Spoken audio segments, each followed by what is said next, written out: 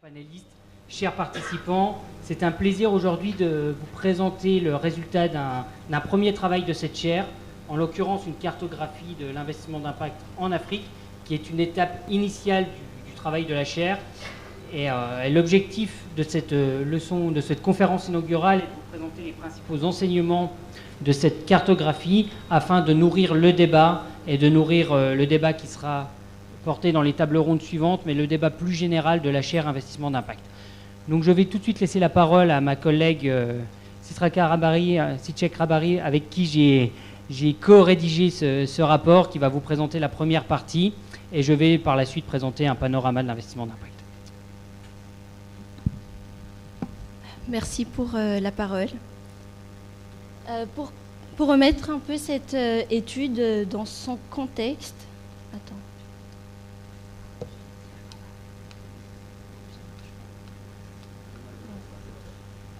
la FERDI, à travers sa chaire investissement d'impact, s'est fixé 3 principaux objectifs. Déjà, de mener des recherches sur ce secteur, ses différents enjeux, d'assurer des formations, mais également d'animer ce secteur à travers divers échanges. Concernant l'étude qu'on avait réalisée avec Florian, qui est portée par les porteurs de la chaire d'investissement d'impact, vous avez Mariam Djibo et Jean-Louis Arcan qui vont modérer et présenter les 2 prochaines tables rondes. Il y a notre cher Jean-Michel Severino qu'on venait d'écouter, et puis Florian Léon, chargé de recherche à la FERDI, et moi-même. Pour commencer, je vais vous parler de ce qu'est l'investissement d'impact et de ce qu'on avait retenu comme investissement d'impact dans cette étude qu'on avait réalisée. Premièrement, ce qu'on constate actuellement, c'est que l'investissement, c'est que plusieurs investisseurs se déclarent comme investisseurs d'impact.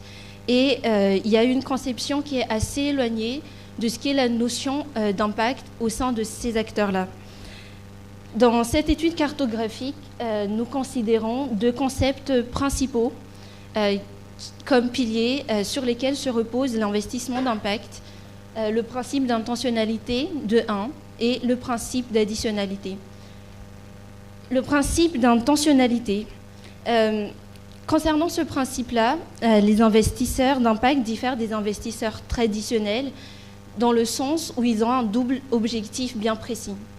Premièrement, de générer des impacts sociaux, économiques et environnementaux nets, mais également d'avoir un objectif de rentabilité financière en même temps de générer ces objectifs-là. Il y a à cet effet donc un désir venant de ces investisseurs-là de définir en amont des critères pour lesquels ils vont justement essayer de générer des impacts, que ce soit des impacts positifs ou négatifs, que ce soit des impacts aussi indirects que directs, qu'ils vont essayer de mesurer par la suite. En ce qui concerne le principe d'additionnalité, cela concerne 2 aspects principaux, l'additionnalité financière et l'additionnalité extra-financière. Concernant ce principe-là, ce qui est à retenir, c'est que les investisseurs d'impact, ils essaient d'orienter leurs fonds vers des secteurs ou des domaines qui sont sous-financés. C'est ça l'additionnalité financière. Et l'additionnalité extra-financière, c'est dans le sens où ces investisseurs-là, ils vont investir dans des entreprises pour essayer de les aider à mettre à l'échelle leurs activités. Ces 2 principes-là ont 4 implications principales. Premièrement, d'être conscient qu'à travers cet investissement, ils peuvent s'attendre à des taux de rendement inférieurs au marché, mais également qu'ils sont conscients d'une rentabilité qui peut être différée dans le temps. C'est-à-dire qu'au moment de l'investissement, l'entreprise financée en question peut ne pas être encore rentable, mais a un projet bien défini pour être rentable dans un laps de temps donné. Deuxièmement, c'est le fait d'avoir une thèse d'impact, c'est-à-dire d'avoir vraiment ce double objectif que j'avais mentionné tout à l'heure dans leur narratif, d'essayer de vraiment générer cet impact économique, social et environnemental, en même temps de générer des profits, d'avoir cette rentabilité financière. Troisièmement, comme je l'avais également précisé tout à l'heure, c'est d'orienter leurs fonds vers des zones, mais également vers des secteurs qui sont sous-financés. Et quatrièmement, comme implication, il y a cette volonté et cette capacité de vraiment mesurer l'impact qu'ils créent à travers leurs investissements. C'est-à-dire de mettre en œuvre des moyens, d'avoir un processus spécifique vraiment pour mesurer ces impacts-là. Et on abordera la mesure de l'impact justement avec notre collègue Jean-Louis Arcan lors de la deuxième table ronde.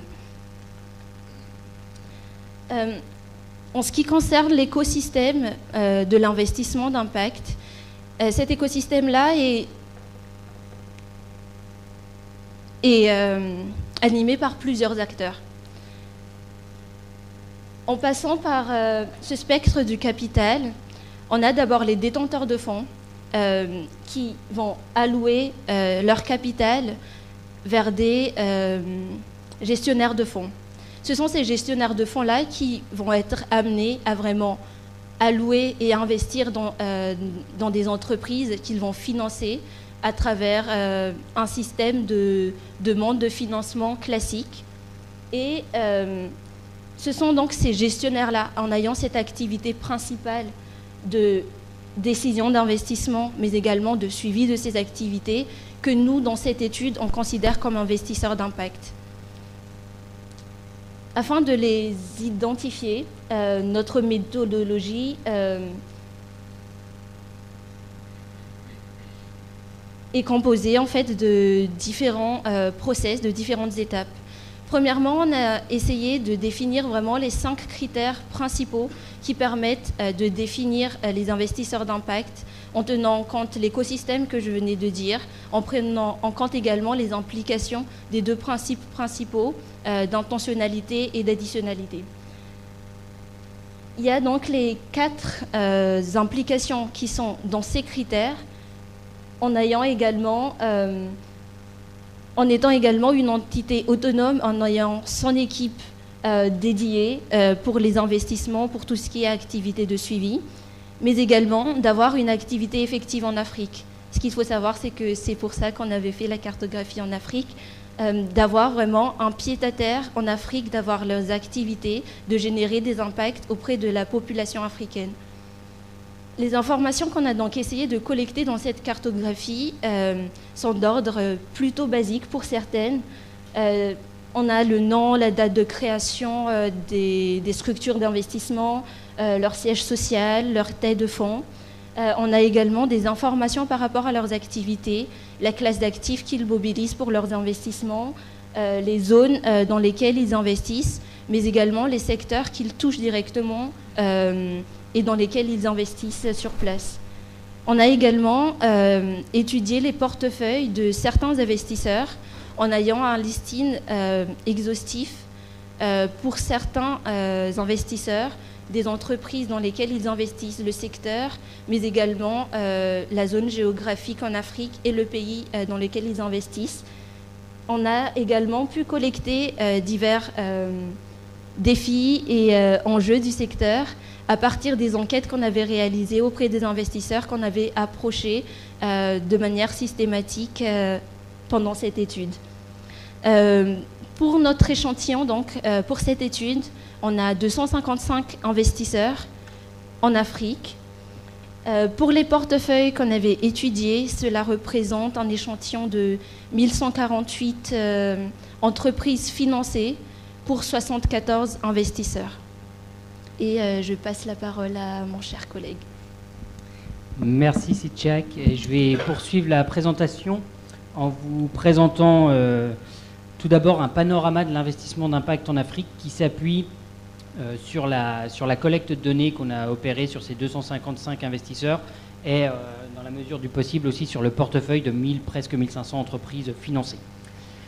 Donc la première chose qu'on a voulu faire, et ce n'est pas tout à fait extrait de nos données, on a tenté de quantifier le poids de l'investissement d'impact dans le financement en Afrique, ce qui est un exercice extrêmement compliqué et en fait, pour être tout à fait honnête, quasi impossible à l'heure actuelle pour des raisons méthodologiques.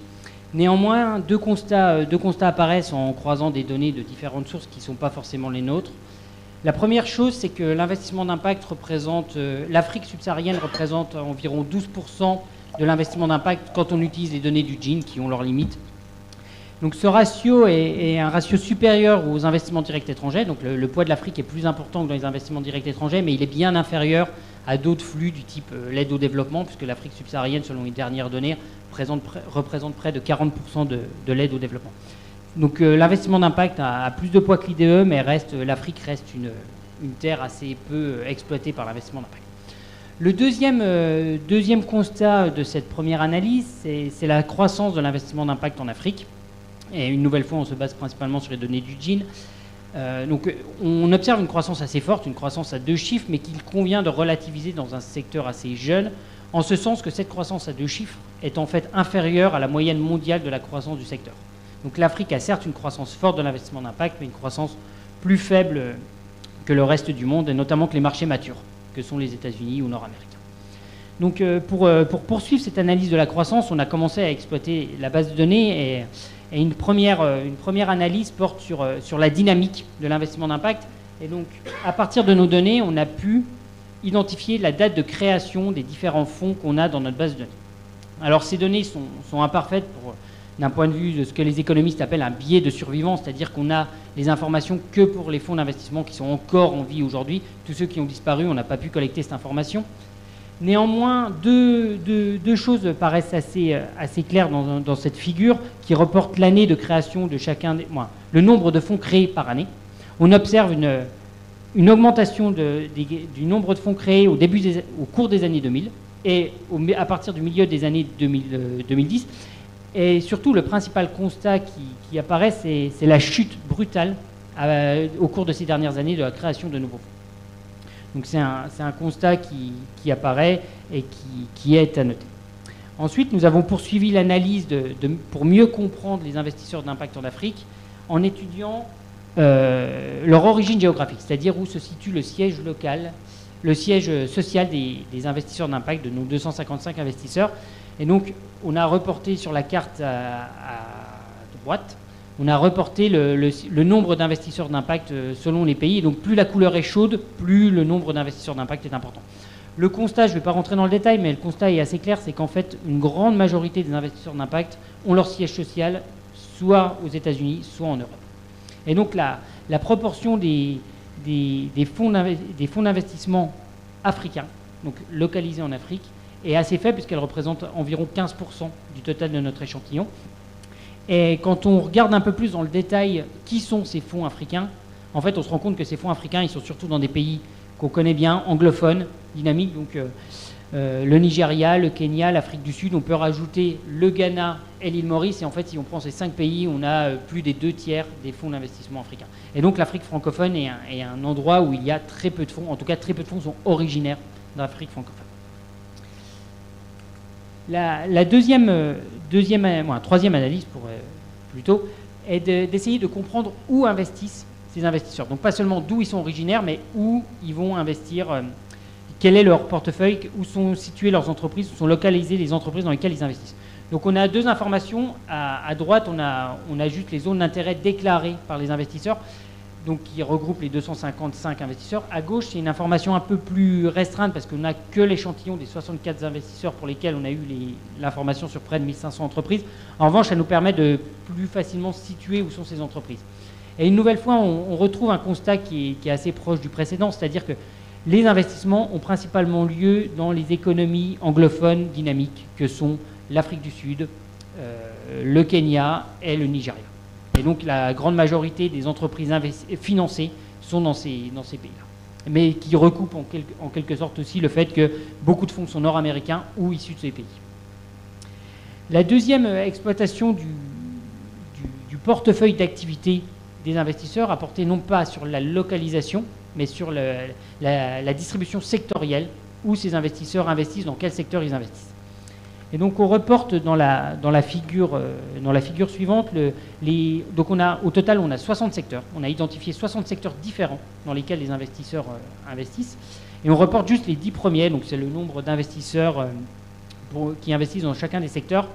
Donc je vais pas détailler la figure, mais ce qu'on observe c'est la domination du secteur agricole qui est suivi par le secteur de l'énergie et de la finance, et on trouve assez vite dans le top 5 ou top 6, la santé, l'éducation.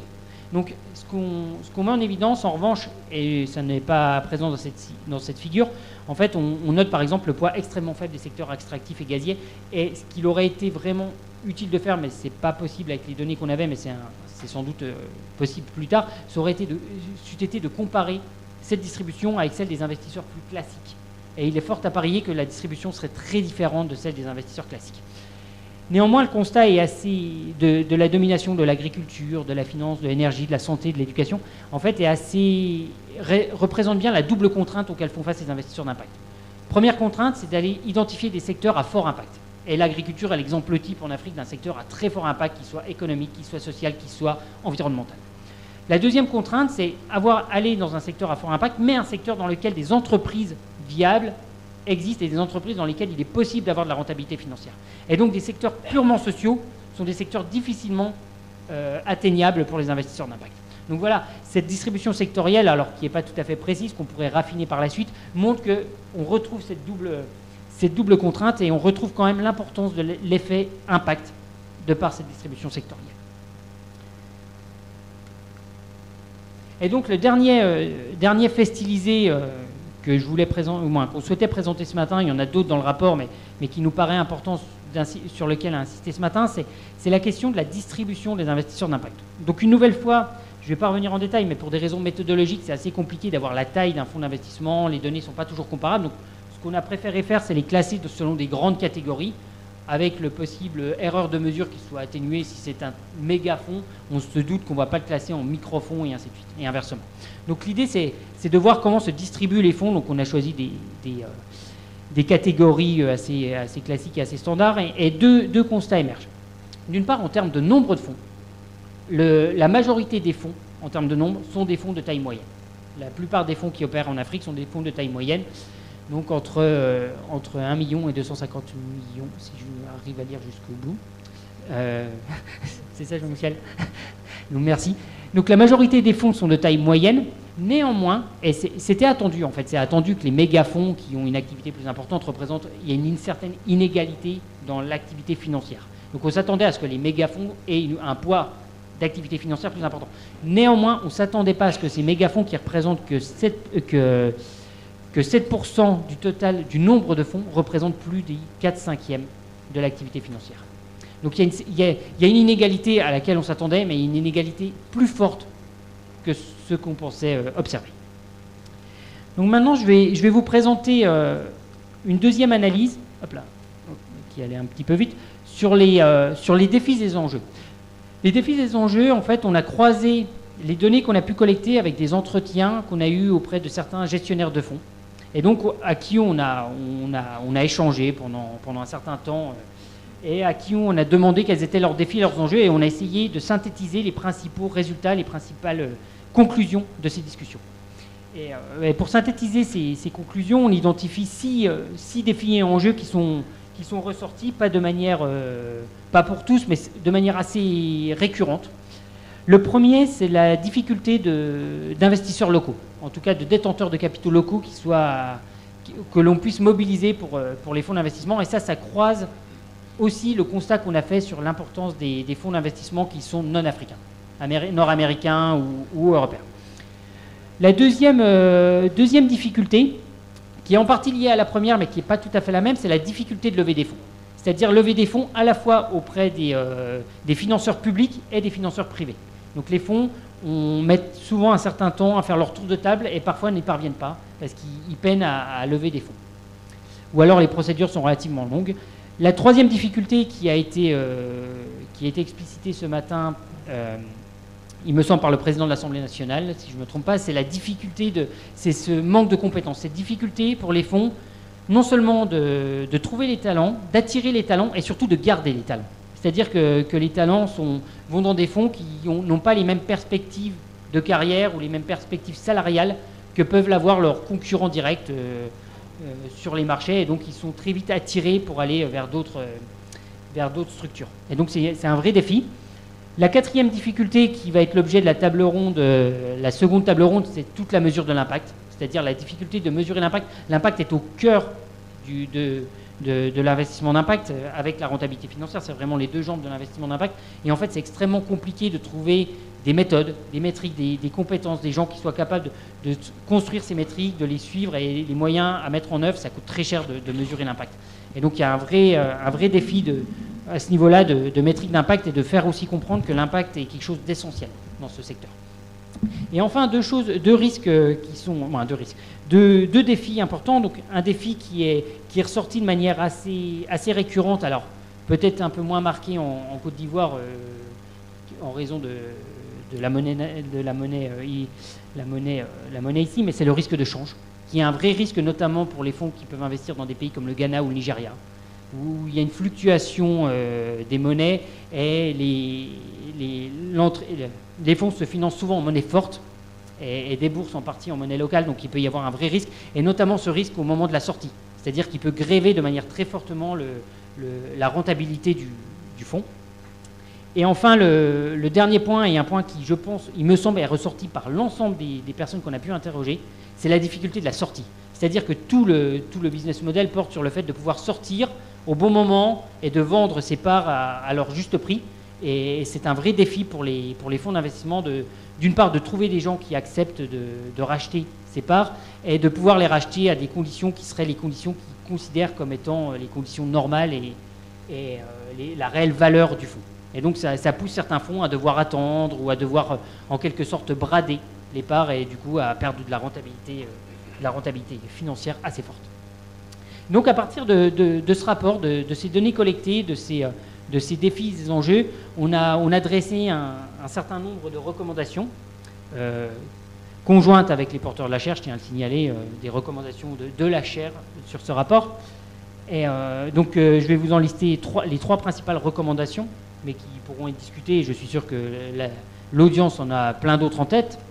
La première recommandation est la question du financement, porte sur la question du financement des fonds d'investissement, notamment des fonds d'investissement locaux ou des nouveaux fonds d'investissement qui font face réellement à des vraies difficultés de financement. Et cette question du financement, elle porte aussi bien sur les financements publics, par les bailleurs, par les gouvernements, mais aussi pour les financements privés.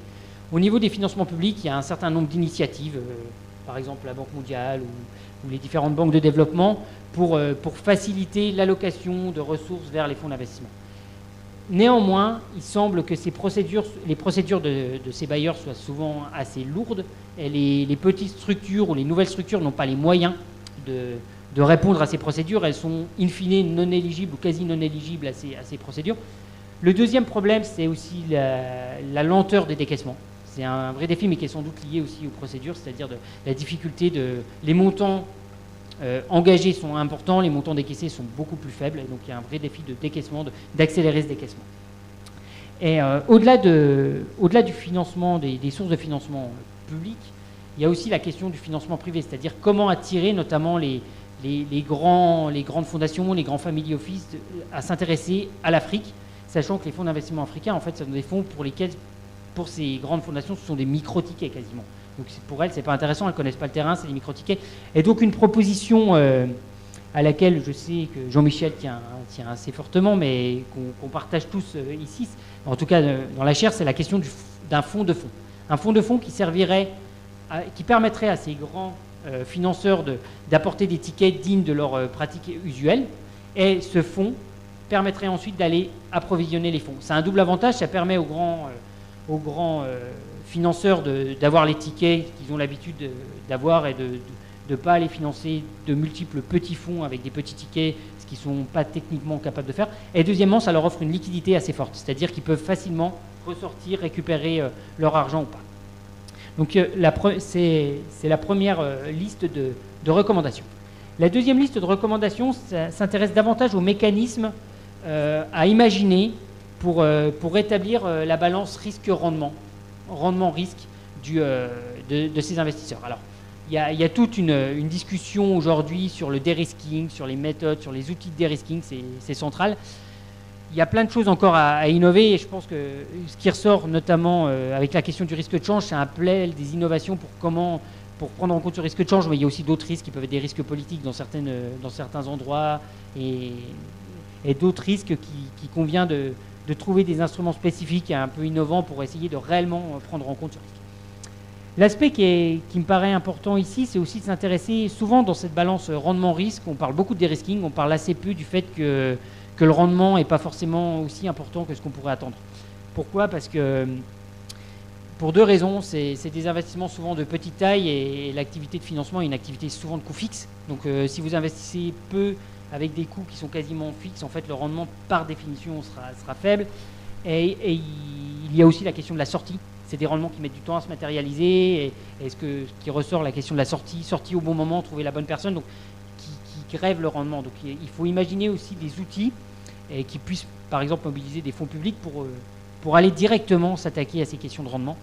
Et donc au niveau de l'organisation des fonds, c'est peut-être repenser le schéma traditionnel des fonds et être un peu plus souple, par exemple, sur les sorties ou sur la maturité des investissements. Mais également essayer vraiment de réfléchir à comment améliorer la sortie, comment créer un marché pour la sortie, comment inciter des gens à aller racheter des parts à leur juste prix. C'est ça la question, c'est vraiment des parts à leur juste prix. Et troisièmement, c'est la question des ressources humaines et générales, mais aussi de la mesure d'impact de manière plus particulière. La mesure d'impact qui est centrale pour cette industrie. Et donc, comment améliorer la mesure d'impact ? Donc, je ne vais pas m'étendre énormément sur cette question parce que c'est l'objet d'une table ronde complète, mais la première chose, c'est faire un soutien aux équipes. Le soutien aux équipes, il est multiple. Ça peut être de l'assistance technique, ça peut être des forums d'échange, entre de bonnes pratiques, d'expériences entre investisseurs. C'est également la diffusion des meilleures pratiques et des avancées universitaires, et c'est exactement le rôle d'une fondation comme la FERDI. Donc je fais un petit discours un peu pro domo, mais c'est aussi le rôle de la FERDI de faire ce type d'exercice. Et l'autre aspect, au-delà de ce soutien aux équipes et de ces compétences purement propres aux équipes, c'est aussi réfléchir aux mécanismes d'incitation, c'est-à-dire remettre la mesure d'impact, les métriques d'impact au cœur des incitations des équipes et essayer de balancer avec la question de la viabilité financière, de la rentabilité financière et faire que l'impact soit la deuxième jambe et la jambe égale de la rentabilité financière. Donc je vous remercie pour votre attention. Bien évidemment, c'est une présentation succincte du rapport qui est beaucoup plus étoffé que ça. Vous pouvez normalement, vous avez des petites cartes à disposition, vous pouvez le télécharger, il est en libre accès, en anglais, en français, pour ceux qui le souhaitent. Et donc, je vous remercie une nouvelle fois, on vous remercie une nouvelle fois pour le temps et l'écoute de cette présentation. Merci beaucoup.